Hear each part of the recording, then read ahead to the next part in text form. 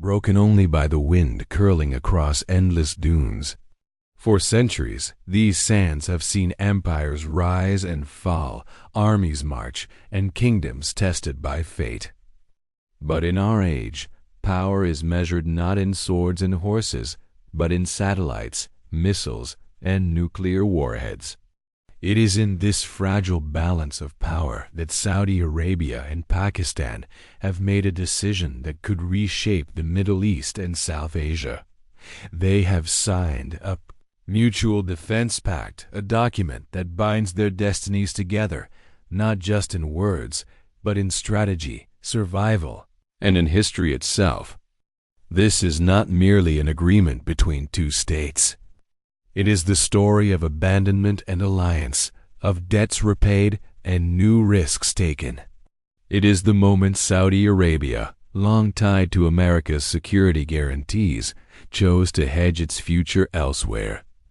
And it is the moment Pakistan, long haunted by financial weakness, secured the one partner that could finally give it the resilience to endure. To understand why this pact matters, we must begin not today, but decades ago, when both countries faced their own trials by fire. In May 1998, Pakistan defied the world. Its nuclear tests in Shanghai shook the earth and rattled capitals across the globe. The West reacted with fury. Sanctions are a bit hard. Islamabad's economy bled. Foreign reserves dwindled to just $400 million. Default loomed over a nation of 140 million people. And then, across the Arabian Sea, came the hand of rescue. Saudi Arabia stepped in with quiet but decisive support. Oil shipments on deferred payments, debts later forgiven, and a bailout granted.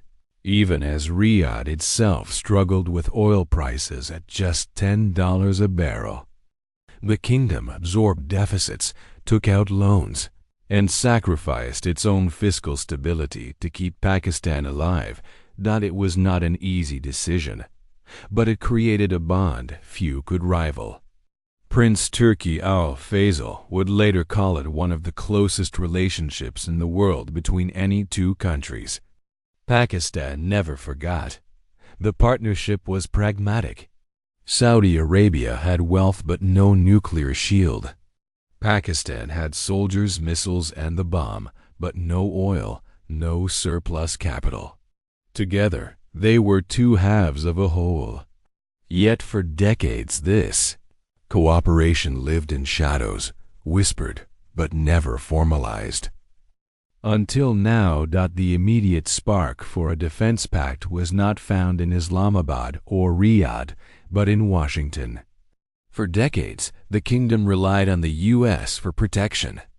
American jets patrolled its skies. American bases dotted the Gulf. America's promise was simple: your survival is guaranteed. But promises age. In recent years, Israel expanded its shadow war-striking targets across Syria, Iraq, Yemen, Iran, and even Qatar. The United States, once quick to restrain its ally, stood back. For Riyadh, the silence was deafening. When Doha was hit, it was the breaking point. Saudi officials realized that American security guarantees were no longer ironclad. Washington had conditions. A formal U.S.-Saudi defense treaty was possible, but only if Riyadh normalized ties with Israel. Then came October 7th. Hamas's attack triggered Israel's most brutal campaign yet. Gaza burned. Netanyahu doubled down. Crown Prince Mohammed bin Salman accused Israel of genocide and made normalization impossible. The U.S. offer dissolved into smoke. So Saudi Arabia turned east to a nation it had supported in its darkest hour. Pakistan was not just willing, it was able. Nuclear armed, experienced in conventional and unconventional warfare, and forever in need of oil and money, Pakistan was the perfect partner. The pact they signed is simple. Aggression against one is aggression against the other. Yet behind this simplicity lies a quiet revolution dogged by strategic ambiguity. Saudi Arabia has gained a nuclear umbrella. Without breaking non-proliferation rules, without building bombs, Riyadh now enjoys the deterrence of Pakistani missiles. They don't need to sit on Saudi soil.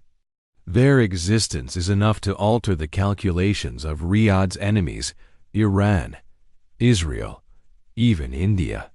Each must now weigh the possibility that a strike on Saudi Arabia could trigger a nuclear escalation.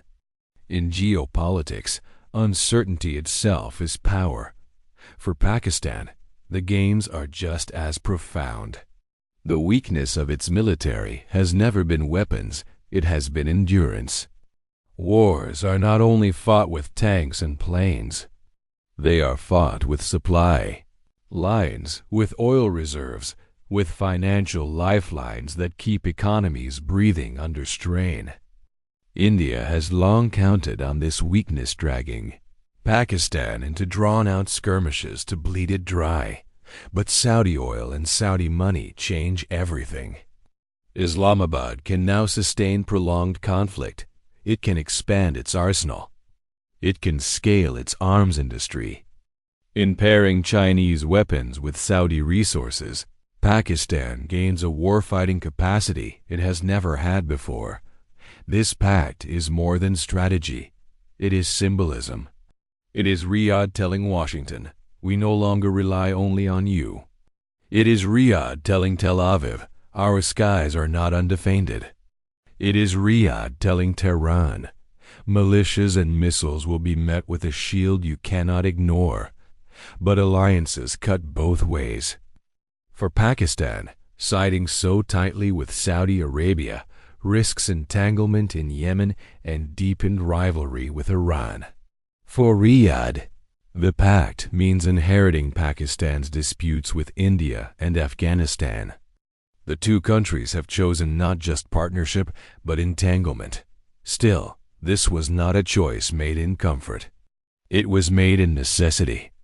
Saudi Arabia, once the poster child of America's non-NATO allies, feels abandoned. Pakistan, long suffocated by sanctions and IMF dictates, sees in Riyadh a lifeline free of Western strings. The pact is the marriage of two vulnerabilities into a single strength. The ripples are already spreading. India, which has spent a decade cultivating ties with Riyadh, sees its efforts undermined. Saudi Arabia supplies nearly a fifth of its oil, and bilateral trade nears $43 billion. But on the very day of Narendra Modi's birthday, Riyadh chose to formalize its defense with India's greatest rival. Coincidence or symbolism too sharp to ignore? Other nations are watching. Qatar, Turkey, Egypt, Bangladesh, the UAE each could seek their own pacts, weaving a patchwork of alliances that may one day rival NATO's significance. For China, the development is strategic gold. Its ally Pakistan is strengthened. America's hold over Riyadh is loosened. For Iran, the map has grown more dangerous overnight. The balance of power in Asia has shifted, and the world must take notice. And yet, for all its implications, the pact is still hedging, not decoupling. Saudi Arabia remains tied to American arms, American bases, American guarantees. But now it has options, redundancy, autonomy. It is, in truth, the mark of a kingdom. Learning that in an age of shifting empires, survival cannot depend on a single shield. The desert night remains silent. But under that silence, the ground is shifting. Saudi Arabia has gained a shield without building a bomb. Pakistan has gained a backer without IMF strings. The old order is weakening. The new is being written.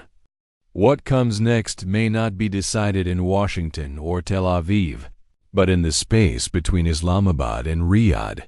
where necessity and ambition now meet. And as history turns, one truth stands clear.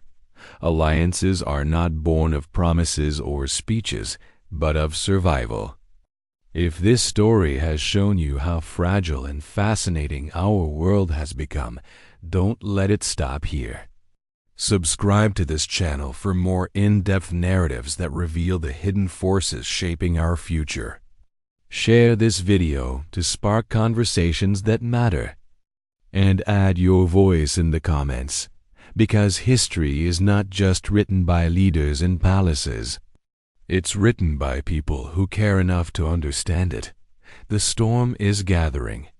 Stay with us. The next chapter is already unfolding.